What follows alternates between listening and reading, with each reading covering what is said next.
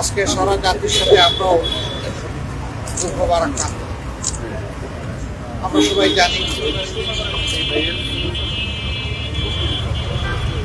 24-এর গণবিপ্লবে যারা সম্মুখ সারিতে থেকেই নেতৃত্ব দিয়েছেন, তাদের একজন আপনজন ছিলেন শহীদ শরীফ ওসমান সাদি। হাদি আজকে দুনিয়া থেকে চলে গেছে। তার যাওয়াটা এইভাবে কেউ ধারণা করেন। এই মোবাইলটা কার? হাদির কারণ হাদিরা বাংলাদেশের পক্ষে কথা বলত, বাংলাদেশের স্বাধীনতা এবং সার্বভৌমত্বের পক্ষে। হাদিরা আপন সংস্কৃতির কথা বলত।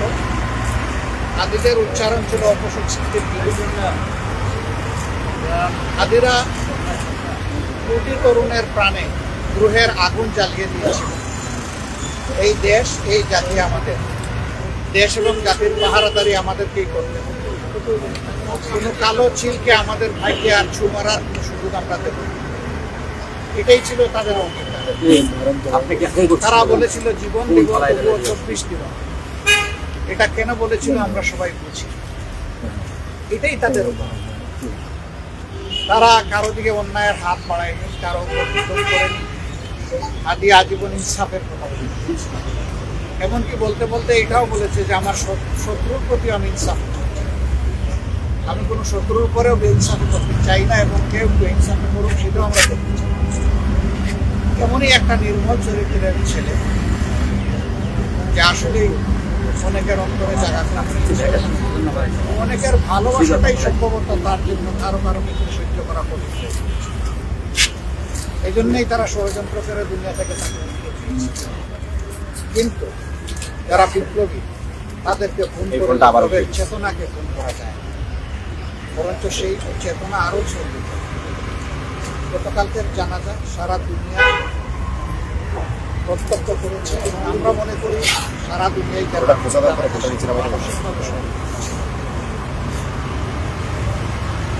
আমরা শপথ নিতে চাই আল্লাহ তাআলা যে দেশে আমাদেরকে পয়দা করেছে, এই দেশ, এই জাতির জন্য আমাদের সর্বোচ্চ দিয়েই আমরা লড়ে যাব এবং আমরা আশাবাদী এই জাতি ইনশাআল্লাহ সব ধরনের ফেসিবাদের কবল থেকে মুক্ত হবে, সব ধরনের অন্যায় অবিচার থেকে মুক্ত হবে, বৈষম্য থেকে মুক্ত হবে, দুর্নীতির কোরাল গ্রাস থেকে মুক্তি পাবে। আমরা দুর্নীতির সেই দুর্ভেদ্য জাল বেড়া একবারেই ভেঙে তছনছ করে এ পর্যন্ত আমাদের লড়াই অব্যাহত থাকবে ইনশাআল্লাহ। তাহলে এই হাদি এবং হাদিদের আত্মা শান্তি, এই 24-এ যারা জীবন দিয়েছে, যারা লড়াই করে দুনিয়া থেকে বিদায় দিয়েছে, আল্লাহ তাআলা তাদের সমুদ্র হাদি সহ শহীদ হিসেবে, যারা আহত পঙ্গু হয়ে বেঁচে আছে, আল্লাহ তাআলা জীবন্ত এই শহীদদেরকে তার কাজ বিগ্রহ থেকে সাহায্য করে এবং এই জাতিকে তাদের থেকে প্রেরণা নিয়ে নিজেদের কর্তব্য আদায়ের আজকে রাজনৈতিক দলগুলোর উপর অনেক বড় দায়িত্ব। দোয়া করবেন প্রিয় দেশকে ঐক্যবদ্ধভাবে আমরা সবাই চাই পারস্পরিক ভুল বুঝাবুঝি ভুলে আমরা সামনের দিকে এগোতে পারি। আল্লাহ যেন আদর্শ এবং কৌশল দলগুলোর ভিন্নতা থাকবে, সেই লড়াই হোক বুদ্ধিবৃত্তি, সেই লড়াই হোক মুক্তি, এবং সেই লড়াই হোক মানবতার করে। দেশ নয়, ব্যক্তি নয়, জাতি বড়, ব্যক্তি নয়, দল নয়, জাতি বড়। সেই কথার উপরে আমরা যেন রাজনৈতিক দলগুলো আমাদের পথ রচনা করে সামনে এগোতে পারি, আমরা শিক্ষা দিতাম। আমরা বেদনাদায়ক এই হত্যাকাণ্ড তার মা সহ পরিবারের সদস্যবৃন্দ, তার সংগঠনের সহকর্মীবৃন্দ এবং তাকে যারা ভালোবাসেন, যারা আঘাত করেছে, আমরা তাদের সকলের প্রতি সমবেদনা জ্ঞাপন করছি। আল্লাহ তাআলা তাদেরকে শান্তি দিন, সবর দিন, ধৈর্য ধারণ করার তৌফিক দান করুন।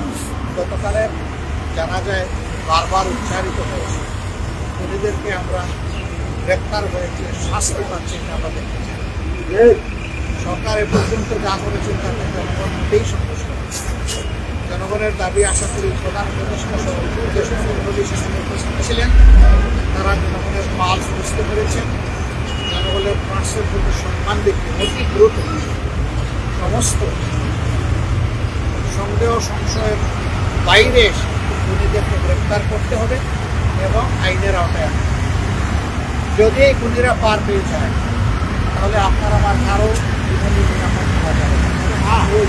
আমরা খুনিরা খুন করবে তাই বলে আমরা আমাদের দায়িত্ব পালনে অবহেলা করবো না, তা হবে।